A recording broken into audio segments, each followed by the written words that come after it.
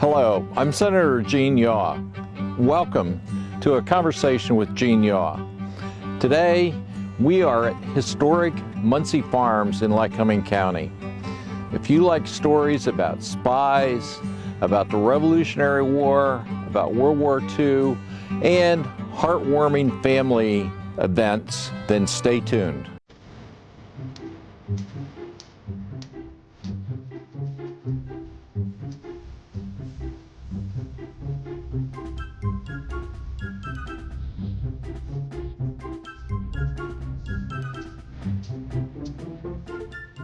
We're here at Muncy Farms with Malcolm Barlow, who's one of the owners. And Malcolm, it's great to talk to you. This is a fantastic piece of property here in Lycoming County, and this house is just amazing. So if you would tell us a little bit about the history of this property, how you became an owner of it, and what it is. Well, Samuel Wallis received from the William Penn Trust 200 acres in 1769. Samuel Wallis was a Quaker from Maryland and moved up here, took over 200 acres, and lived here from 1769 till his death in 1798. At that time, the property then was 7,600 acres. But he had overextended, and the property went into bankruptcy. Interesting part about Samuel Wallis, this house is the oldest house in the county because it was not burned down in the Great Runaway of 78 and 79 by the British and the Indians. And it wasn't until much later. So that would have been during the Revolutionary War? It would be after the Revolutionary. After the Revolutionary War. In the post-Revolutionary, period. And the interesting part was that he kept the secret until 1946, and that was due to the archives of the British Revolution being opened in 1946, and a book was written called The Secret History of the Revolution, American Revolution, and it had included an entire chapter of Samuel Wallis, who was communicating very closely with Major Andre, who then was, of course, Benedict Arnold. And so that's why the house was preserved and was not burned down.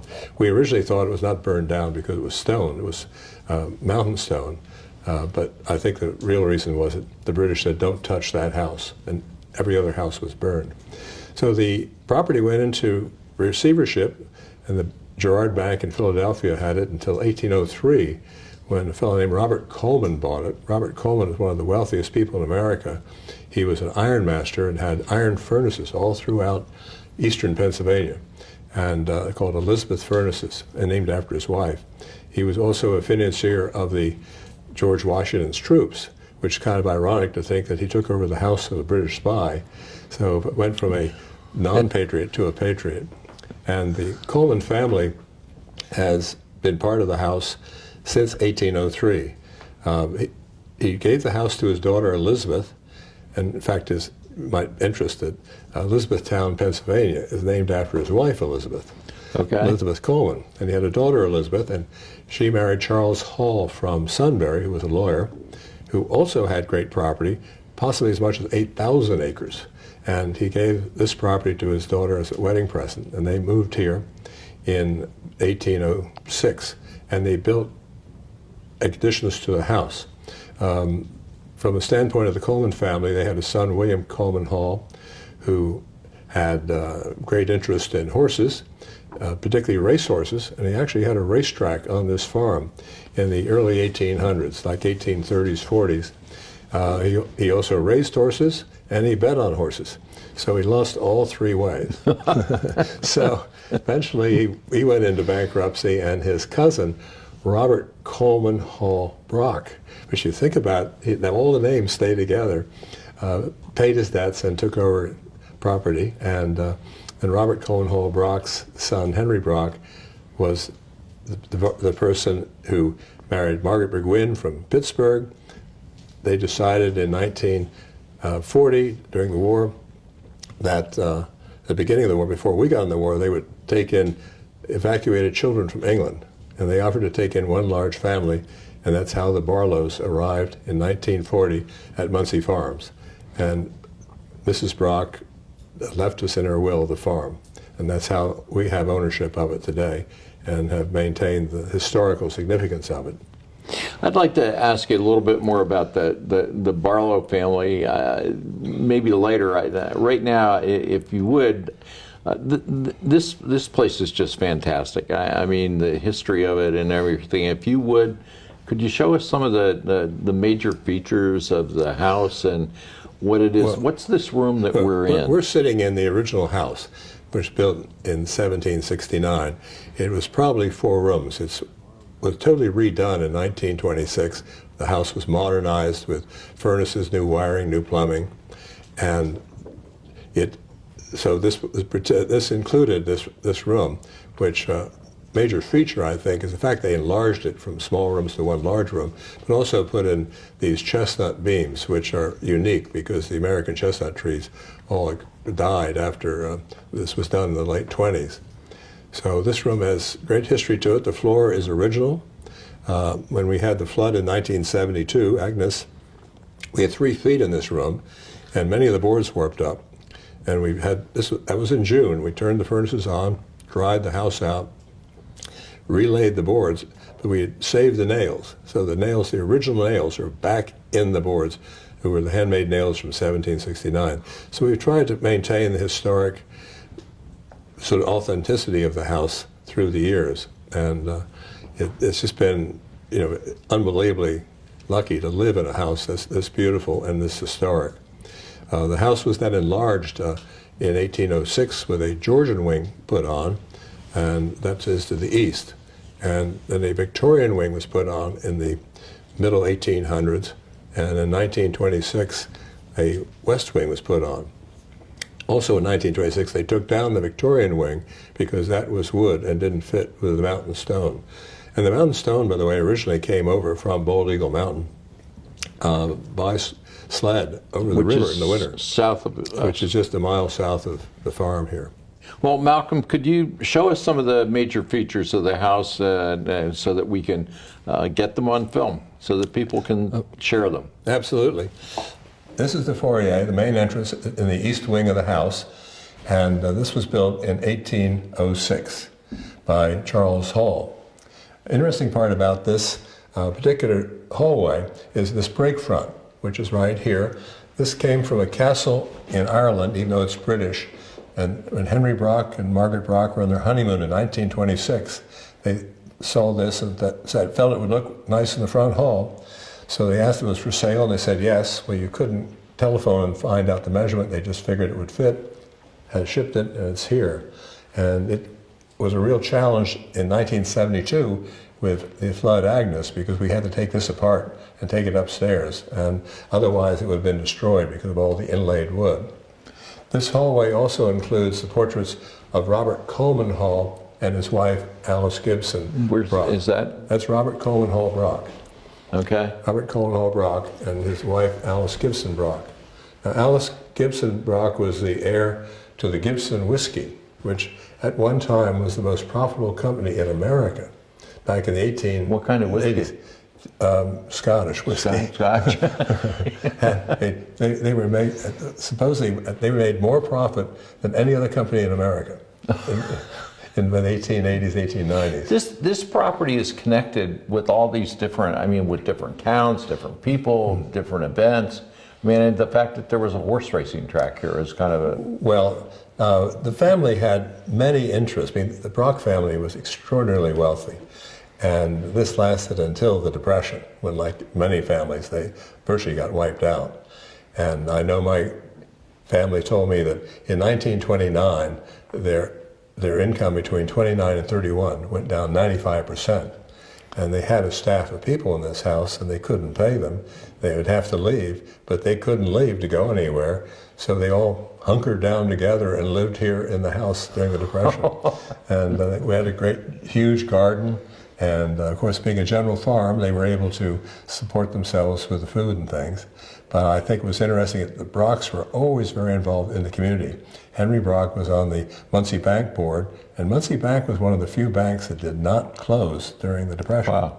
It really was remarkable. And there's a story about Henry Brock, which I'm not sure you want to get into, but it makes a big difference on why he was here, because he was a Philadelphian. And Oh, you mean with his manslaughter conviction? Right. Henry Brock was the first person convicted of vehicular homicide in America in 1923.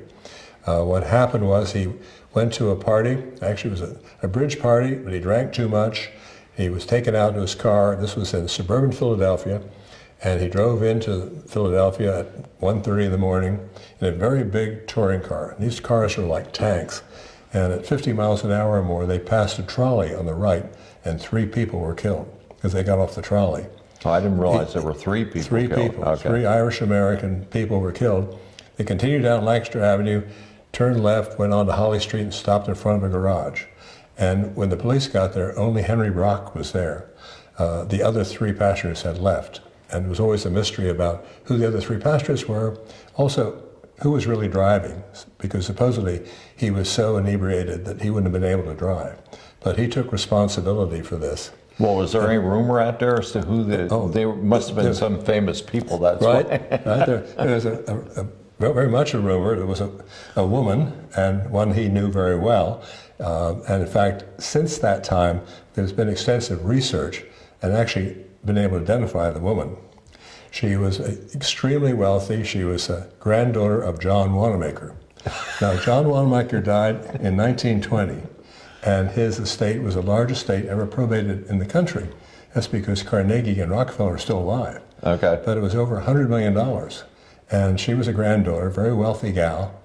And after the accident, she immediately went to Europe for 3 or 4 months, never went back to Philadelphia, lived in New York and Palm Beach, and finally committed suicide. So you get the feeling that there was a guilt sense there, but Henry Brock pleaded nolo contendere to the court and took responsibility for the accident and went to jail for 12 years. But Governor Pinchot, because of his work in jail, because when Henry Brock... Yeah, he was in a state prison here. He was in a state prison, right. And he was distressed to see there was no effort made for rehabilitation of prisoners. So he started a workshop. He persuaded the warden to start a workshop to make things like patio furniture and things like that. And he personally rented 2 houses, but 2 stores, one in New York and one in Philadelphia, to sell prison wear, so that the prisoners would have both a skill and also have some income when they were paroled. And it was interesting, when he died in 1940, he was so much part of the prison system. He was on the Commonwealth Prison Board. Yeah, I understood that he eventually was pardoned. Right, he was pardoned after 3 years. Okay. He was pardoned in 1926, and he married Margaret Burgwyn from Pittsburgh, and they moved here. Because of the notoriety of the trial, that's why he did not go back to Philadelphia, because it was worldwide known about this Nessus playboy who had been responsible for killing 3 people. Interestingly, at the trial, the family of the people killed begged the judge not to find him guilty. They said he could not have been the driver. But the judge found him guilty anyway, because he pleaded nolo contendere. Yeah. So they came to Muncy, and the Brock family became very involved in the community. And Mrs. Brock was on the Red Cross and early charity organizations before the United Way and things of that nature. And I said Henry Brock was on the board of the Muncy Bank. And it was interesting, he never drove again. He had a chauffeur named Bythrow. I mean, where do you find someone named Bythrow? Anyway, his chauffeur was Bythrow, and he also didn't carry money. So he would go into a coffee shop, have a coffee and a donut, and then he'd walk out without paying, but the chauffeur would follow in and pay his bill. It was kind of a little bit eccentric, but it worked. And they very much became leaders of this community, and particularly during the Depression. And then really following the Second World War, Mrs. Brock, she was now a widow, had the same attitude. She was concerned about children in Muncy not having anything to do. This is young teenagers. Yes. So she bought a house in North Muncy and started a teen center, which was very unique at that time. Had jukebox, dances, and pool tables and ping pong tables, someplace for teenagers to go at night, which really was amazing. And she also gave the Pennsdale Fire Company their first fire truck. She bought an Army surplus fire truck, and she became honorary member of honorary chief of the fire company. And during the war, the fellow who published the Muncy Luminary started printing government bonds, which he wasn't authorized to do.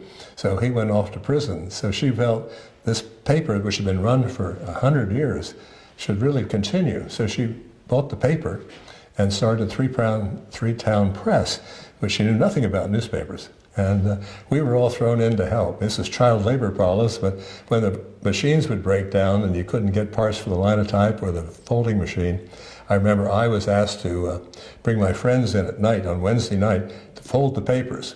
And the paper would be one giant sheet, and you'd fold it 4 different ways, and suddenly it was a 16-page paper. We were talking about 12-year-olds. Yeah. And my friends all got 25 cents an hour, and I got 15 because I was family. Well, I want to ask you more about your family and everything, but I also want to finish this, or exploring this house before we do that. Right behind you and over your head is a chandelier. Is that any significance? This is a Tiffany chandelier, probably 150 years old. And it's really very Tiffany. Fine. It's a Tiffany. It's a very fine example of a Tiffany chandelier. Yes. And the clock at the top of the stairs is a J.E. Caldwell grandfather clock. The bureau at the end has a date on it, 1791. Wow. It's amazing to see the type of workmanship, the 1700s. It is. Well, can you show us, what other room could we take a look at? We have here? a room here. Now this room is in the east wing, and it's the morning room. It's rather unique in the sense that the wallpaper is Chinese. This was a present to the Brocks by Henry Brock's sister, and this Chinese rice paper came over probably in the clipper ships in the 1880s, and it's all hand-painted and was put on this wall in 1926. Luckily, in 1972, the floodwaters did not come up high enough to reach the paper. It must have been awful close, though. It was. But this is the original rice paper? That's the original rice paper. Wow. Yeah. Every bird group is different. It's quite amazing. And we were lucky that the floodwater did not reach it.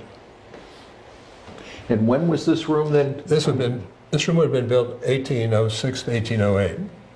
And it's a Georgian-style room with very large, high windows, very unlike the colonial period, which had low ceilings. Where we're entering the main house, this is the original house, 1769. It was probably 4 rooms back in 1769 and was redone in 1926 and opened up. The fireplace was built and the house was totally modernized for 1926. It was so modernized that all the electrical lines came in underground, which you think that's a very, very rare, for that time, yes, yeah. Absolutely. The dining room was built without electricity. So that's what we'll see next. Now we're entering into the dining room, which was an out kitchen originally. This room was designed when it was modernized without electricity. So all the light in this room is by candlelight, both sconces on the wall and candelabra on the tables. The uniforms in here were the result of an open house we had in September 2019. What you're looking at now is a British redcoat uniform of Queen Charlotte's Royal Dragoons. That was the actual soldiers in this area in the 1700s. So that, I mean, those are the actual, that is an actual uniform. That's not a costume, that's an actual uniform. And then the American Revolutionary Fellow is on the other side. That is owned by the Muncy Historical Society.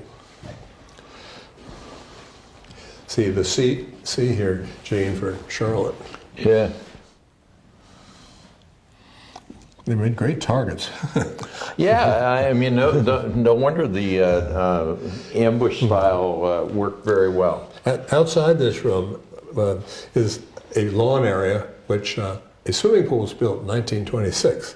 And the Brocks were away on their honeymoon. And when they were digging the swimming pool, they came across 5 bodies. And 3 of the bodies were British soldiers and 2 were Indians. The way they knew that, the bones, of course, had disintegrated, but the buttons were still there. And they were the buttons of the Queen Charlotte's Royal Dragoons.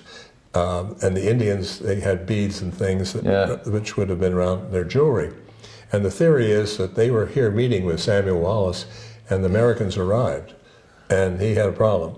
So he sort of did in the British, even though he was working for the British, to keep his cover.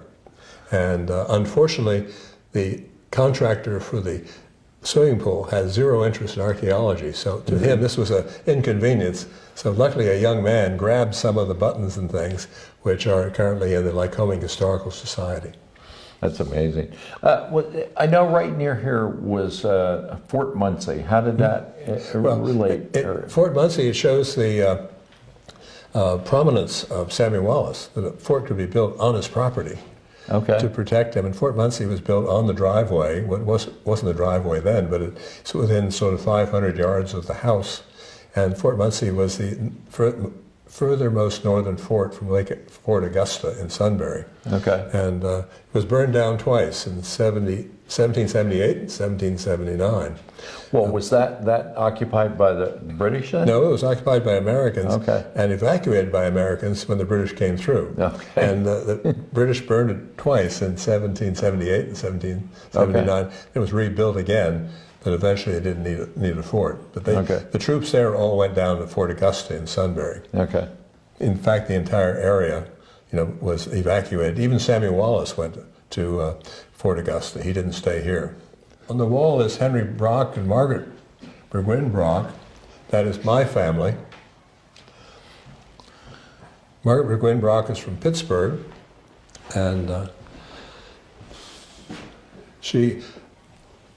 the Brocks had agreed to take one family from when children were being evacuated from England, and this was before the U.S. got into the war. And just as we arrived in New York, unfortunately, Mr. Brock died suddenly. So Mrs. Brock wasn't sure she could take children, but she was persuaded by her husband's aunt to come and see us in New York and look us over. It was sort of like central casting. And she arrived in very heavy mourning clothes. That would be a wide-brimmed hat with a black veil. Everything was black. And my brother, who was 12 at the time, thought, oh, they're nuns. But I pulled my sister's sleeve and said, they're witches. But she took us anyway, so that's how we arrived at Muncy Farms and came here in early November 1940. And then when she died, she bequeathed her estate to us, and we became part of it. We actually became adopted. And I was interested we always thought we were adopted after the war. Well, it turned out we were adopted during the war. And it was all done between a solicitor in England and a lawyer here in the first McCormick law firm, law firm.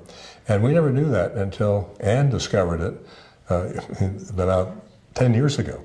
Because we always thought we were adopted afterwards. But the actual correspondence began in 1943. Our father died in 42.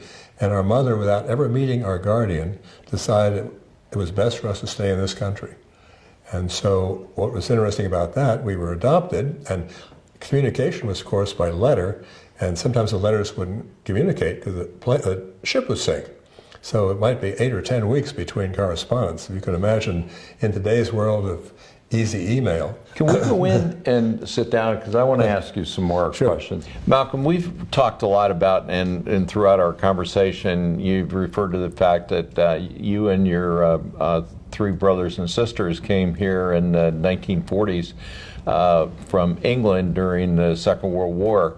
And I'd just like to ask you some questions. It's always fascinated me. How were you selected to come here? What were your parents' motivation? Did you maintain contact with your parents after that, or what happened? Because it really is it's a pretty unique story how these 4 kids came here and you end up at Muncy Farms. Well, we lived in England, about 90 miles north of London, on the coast, facing Holland. And after Dunkirk, it was felt there could be an invasion from anywhere, including Holland. And we lived in a very large house. Our lifestyle there was a mini Downton Abbey. we all had nannies, and we lived a very traditional British life. We only ever dealt with our parents just before dinner. We were taken for an audience before our parents for dinner, and we were patted in the head and sent away, and they would have their dinner. So it was not a it was a severe relationship, which was typical. For example, my brother Brian was sent away to boarding school at 8 years old, and that was the expected. And we were forced to leave our house on the coast and go to London. The Army was totally safe at our house the entire war, and we were being bombed 3 times a day in London. And so when we were in London, our father decided this is not really a great place to be. Some really fun stories about it. Sounds strange, but children are not afraid of war unless they get hurt. Adults are scared to death because children don't know the dangers. Yeah. So we were in London, and my sister Sheila and I, every morning, I was only 5, and she was 10, but in those days you needed a man to go out with you. And so I was the man who would go out with my sister. And we'd go to Claridge's Hotel, which was a central point for the military. So there'd be admirals and generals, and the whole war effort was being done in Claridge's Hotel. And we'd sit in the lobby and watch this, and it was quite fascinating. So when we'd leave the hotel, the doorman would turn to us and said, "Now remember, children, there's a war going on, so be careful," so you could do anything about it. And having lived in the country, even though we lived in a beautiful sort of estate, we would go to Selfridge's department store, and they had escalators and elevators, which we had never seen. So we spent the morning going up and down the escalators and elevators, and also a revolving door was something totally unique. Yeah. So we were going out the revolving door and going around and around like children would do. And my sister said, "Okay, that's enough." And I said, "One more time." And so we did one more revolution.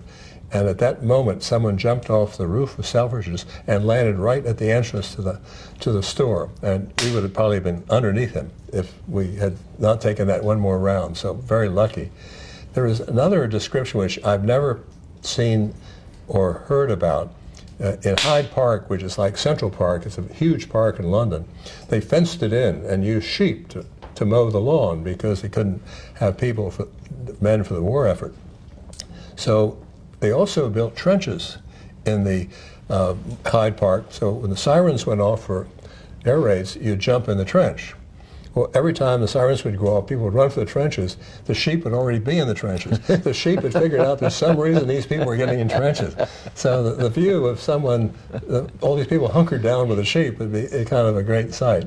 Well, the bombings were continuous, I said 3 times a day, and London looked like a mushroom patch. There were 1,000 barrage balloons at different levels. This was to keep the airplanes up because the barrage balloons were on wire rope cables, and they would take a wing off a plane. So they had to stay above these balloons.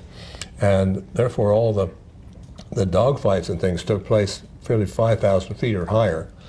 And it was a daily occurrence several times a day. And we would go down into shelters, but there was this one time where the warden came and said, "You got to come out in the street and see this." So we all went out in the street, and there's a dogfight above London. And of course, the chances of you getting hit in a dogfight are minimal. But to see these planes, just like you see in the movies, it was quite amazing. But our father thought that this is a very dangerous spot because he really felt that the Germans would invade and occupy England. In fact, he had gone in 1938 to Germany. My father was very involved in motorsports, and his best friend was a fellow named Malcolm Campbell, who interestingly is my godfather, also the first man to go over 300 miles an hour. I remember it. Where did that happen? On the Bonneville Salt Flats. 1935, the year I was born. What impresses me about going 300 miles an hour is that the tires would stay together. You can imagine, rubber wasn't that good in those days. But he was the first person to go over 300 miles an hour, and then he set the speed record on water. So at one time he had land and sea. So that's your godfather? And my godfather, Malcolm Campbell. And then he was taking flying lessons, but the war broke out. And by the time the war was over, a private person couldn't compete with the Air Force for speed. And he actually died in his bed, where his son did not. His son was trying to set another water record, Donald Campbell, and didn't. So our father decided these kids should get out of England. And I don't know whether he pulled strings or what, because many families wanted their children to leave England.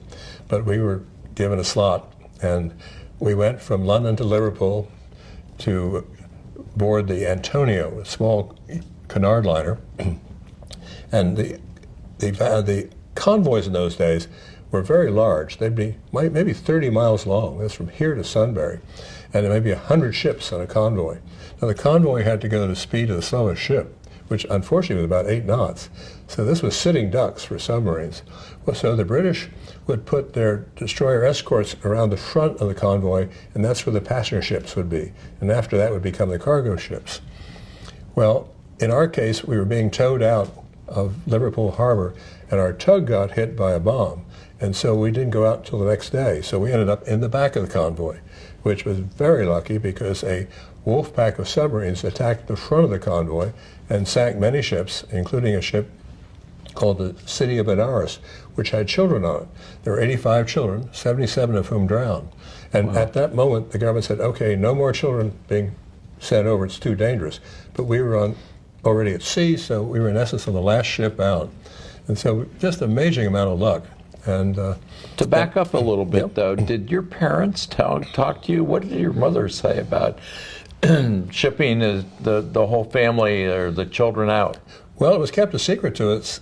It was kept a secret from us until the last moment. Said, "You're going on a train ride," and so, and my sister Sheila said, "Well, did you all have your suitcases? I mean, what yes, we did have our suitcases, and suitcases for evacuees. You know, the difference between an evacuee and a refugee.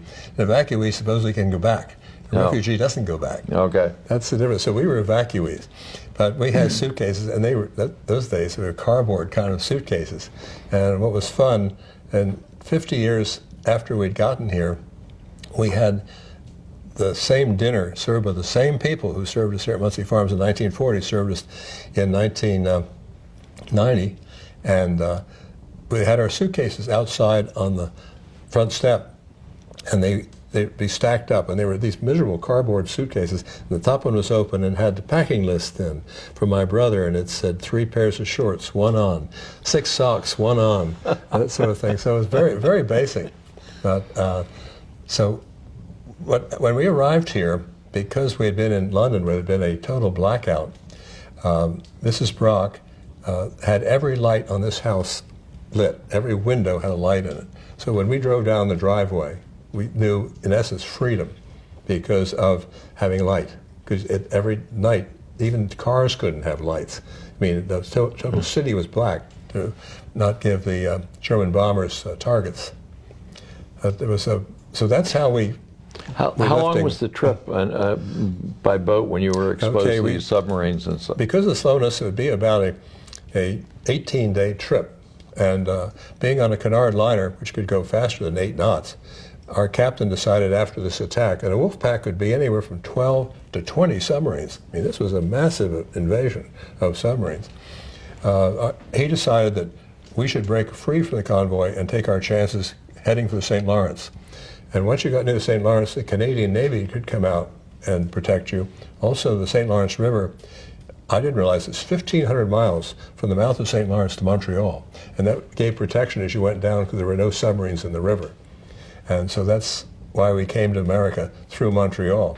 Interestingly, we were not allowed to stay in Montreal. We were immediately put on a train and sent to New York, where we were housed in the Gould Foundation, and with a fair degree of notoriety. I mean, the New York Times had some major articles, and they also had shortwave radio chats with parents. We never talked to our parents, but other people talked to the parents. Did your parents ever come to the United States after you were here? Well, my father died during the war, and so not of war injuries. But my mother did come after the war. In 1946, she came over. We still had a brother. We had an older brother who couldn't come with us because he was 17. And if you were that old, you had to go in the Army. So he became a glider pilot. And he was very involved in the war. He took a glider, a big Hansa glider on D-Day into Normandy at 4 o'clock in the afternoon with 35 fully equipped troops in this glider. The glider's just made of plywood. And being that heavy, you don't glide. You've got to land as soon as he gets released. They just drop. Yeah, they just drop. It's a crash landing. And so I said to him, it must have been an amazing sight, because it was 4 in the afternoon, to fly across the channel and see all those ships. And he said, I never looked down. He said, I was so scared, I just stared at that plane ahead of me and had my hand on the release. And he came down in a field where the Germans had put poles, called asparagus patches, to take the wings off gliders. And he, as only the British could say, they were very effective brakes. He was able to guide his glider through, lost both wings, got everybody down safely. So they all jump out of the glider, and they're ready to shoot the first soldier they see. And here comes this fellow across the field. And it's a French farmer who wants to know who's going to pay to take these poles out of his field. I said it was there listening. Here they are ready for war. The guy wasn't worried about his poles. So he then went back to England to bring more troops over, but by that time they'd secured the beaches, so it was more efficient to bring them by ship. So all summer long, they practiced with cutting the fuselage in front of the tail, putting 6 bolts on, and then you drove a Jeep and 6 soldiers with the same weight as 35 soldiers. So then he flew into Arnhem, and the bridge too far. And so all summer they practiced taking those bolts off. They could do it in a matter of minutes. But he said, when we got to Arnhem, we had never practiced with Germans shooting at us. And it took us 25 minutes to get that damn tail off. They finally got it off. He and the 6 soldiers jump in the Jeep. They drive to Arnhem, which is about 5 miles away, and there's nobody there. And their mission is to secure the bridge across the Rhine. This is September 1944. So they drive across the Rhine and secure the German side, just as the Germans arrive from northern Holland and secure the Dutch side. And again, as only the British could say, became very uncomfortable. And they held out for 2 days until they ran out of ammunition. And then he swam the Rhine and escaped. Very lucky, because most of them didn't do that, and they were prisoners. His next assignment was Salerno, and that one really worried him because Salerno is very mountainous. He was trying to figure out, how do you land a glider on a mountain? Well, fortunately, somebody else at the last minute realized that was a problem, so they didn't. And at 1945, at the end of the war, he was hoping to get out, but no, he was sent to Palestine. So he was in the Army from 1940 to 1948, and when he got out in 1948, he was still only 25 years old. And to think what he'd been through for a 25-year-old, when you think of a 25-year-old today. And did he ever come to the United States? He did. In the beginning, it was difficult for him because, being a British soldier, they were second citizens to the American soldiers who were stationed in England for the invasion. There were 1 million soldiers in England, and they had better food, better money, had access to the English women, while the British were all up in Tobruk and things fighting around. And so Yanks were not popular by British soldiers. And the thought that he had 4 siblings who were now Yanks, and I had not seen him for 12 years, so he was rather a little bit offset by us. In fact, the first time he saw me was 1952, and I was playing football, and he thought I was the biggest sissy he'd ever seen, with shoulder pads and thigh pads and everything else, because they played rugby, of course, with nothing. And eventually I went into the international pharmaceutical business, so I went to England many, many times and got to know my brother again. And in the beginning, he treated me more like a kid, because he remembered me at 5, and really most of his life he always figured that I was just a kid. But we had a very nice relationship, and he did come over several times to visit, but he always went back to England. Whereas our mother came over in 46, 47, 48, and she wasn't sure what she wanted to do because our brother was still in England. And so she kept meeting this American widower on the ship on one of the trips. And so she married him, and she loved America. She loved the big cars and the wide open spaces, which is unusual for British women, because she at the time she was born in 99, so she was about 50 years old, or 51 years old or so. And so she married this American who worked for Esso. And as soon as she married him, he was transferred to Paris. So she went right back to Europe. Very, very unhappy with that. But she finally got to this country and lived in Connecticut. And she and my guardian had remarkable rapport between them, because they had had this agreement through letter writing that we should be adopted. And so they never met until 1946, after the adoption. And there was always very common interest in the upbringing of the children, and it really worked. It was really amazing. Well, my understanding, I know we've talked a lot about the Brock family, is that the Brocks did not have any children. That's that true. Correct? Mrs. Brock had several miscarriages, and I think even a stillborn. So they did not have any children. So that's how we became her children. And I mean, we were so lucky. She was a dramatic person, just a wisp of the thing, probably weighed no more than 90 pounds, but the type of person, when she walked in a room, she filled it. And interestingly, men gravitated toward her to talk. It was interesting. She wasn't a raving beauty. She was just a very interesting person, and very kind person, and certainly for us. Now, you mentioned in another portion of this, Frank and Thelma White. Yes. Who are Frank White was our farm manager, and when our guardian died, and we inherited this property, as I mentioned earlier, the state taxes were 73%, and so all the cash was gone. We just had land. We were land poor, and we didn't know how we were going to run this. Well, Frank and Thelma ran the farm for us until we could get on our feet, and Frank has since died, but his wife, his widow, still lives here, and she can live here the rest of her life totally free, because without Frank and Thelma, we would not own this property today. That's interesting, because she's still very, very active in charitable events and things that I run into her frequently. Now, she's really dedicated to the community. She comes from Georgia. She grew up on a chicken farm, so when she came here, she said no chickens. She had been through all that. And in the meantime, my brother and I took the farm over in 1954, and we were going to make a killing, and so we went into feeder steers, and we got killed. We would buy steers in Nebraska at 800 pounds. They'd arrive here at 200 pounds lighter at 600 pounds. And we bought high and sold low, and the bank was very worried about us. So then we went into dairy, and instead of losing thousands at a time, we would lose $50 a day working our heads off. So we were lucky there. Our barn burned. It got us out of the dairy business because we were right on the edge of having to go into milking parlor, which was a major investment, and whether we should do it or not. And we probably would have done it, but our barn burned, and luckily the cows were out in the field, so the loss was minimal. And then we went into hogs, and they like to say we went whole hog.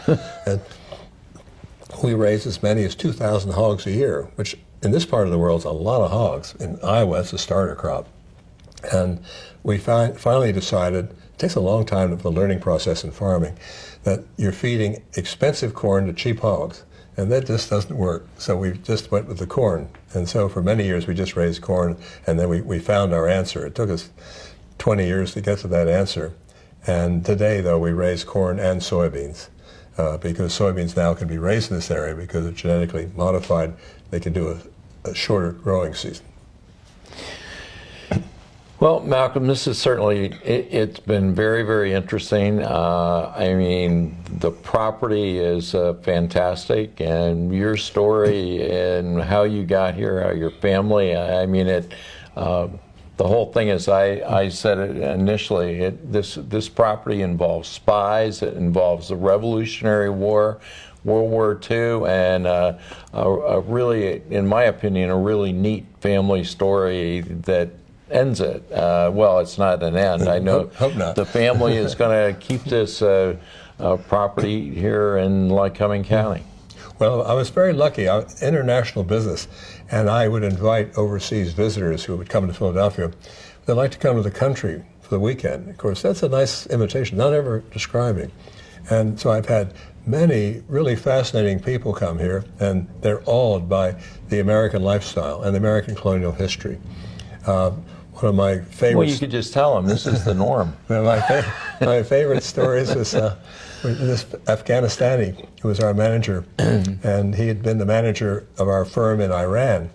And he said, "Mr. Barlow, don't believe change is always good." He said, "I was out in the streets of Tehran saying, 'Down with the Shah,' and in came Khomeini, and I had to flee." So change is not always good. You know, another fellow we had, Biji Long, who was a Undersecretary of the UN and the highest ranking Chinaman. This is in the 1980s. We had him out for the weekend, and he and his wife and my sister Sheila were taking them around, and she took them over to Pennsdale to show the Quaker Meeting House, and Mrs. Biji Long turns to my sister and says, "We could stay here forever and ever." And we thought, "Oh my God, they're going to defect." And I had a Russian delegation come here in the late 70s, maybe early 1980 or so. Five Russians came through on a delegation for farming, and we took them around the farm. And they were very impressed. We had approximately 400 acres of crops here. And they asked, how many people work here? And Frank said, just my wife and I. And they couldn't believe it. They said in Russia, there'd be 26, 5 in management alone, because that was, of course, the heart of the communist socialist era. And so we had a lot of interesting people. Well, thank you, and I appreciate you making this property available that we could walk around and look at it today and talk to you. Should we just mention about the open house? Sure. That we decided, I decided at the beginning of 2019. 2019 is sort of a nothing year, although I realized it was the 250th anniversary of the building of this house. And I thought, shouldn't let that opportunity go by. So let's have an open house. And in cooperation with the Muncy Historical Society, we organized an open house, expecting 500 people might come. 2,500 people came, which indicated to us the great interest in the community in local history. And what so impressed me was the number of younger couples who came.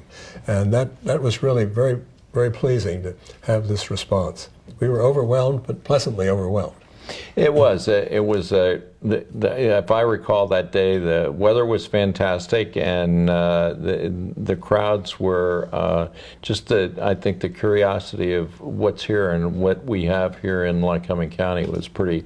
That was pretty neat. Mm-hmm. So we were very pleased to do it. Thank you. I appreciate it. Thank you. My pleasure.